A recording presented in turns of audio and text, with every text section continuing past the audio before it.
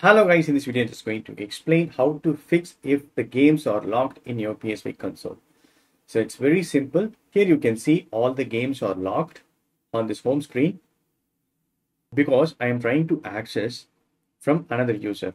Actually, this guy doesn't own this game. So that's why it is locked.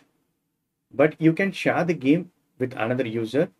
So what you need to do is you need to simply enable the console sharing. So even right, if I go to game library, so all the games are locked. See, this user is not able to access. So I'm going to switch the user, switch user. Example, this Steve Austin user doesn't own some games, okay? But this guy have all the games. So Steve Austin is trying to access the games from Wiki the Gamer. So Wiki the Gamer is actually owning the game. What we need to do is we need to log in with this account, okay? And here we need to go to this settings and go to user and accounts. And here right, go to other. So there is two options, console sharing and offline play and restore licenses. Restore licenses will help. Sometimes you might not be able to access your own game. That time you need to restore licenses. So I'm going to give restore. Superb, license restored successfully.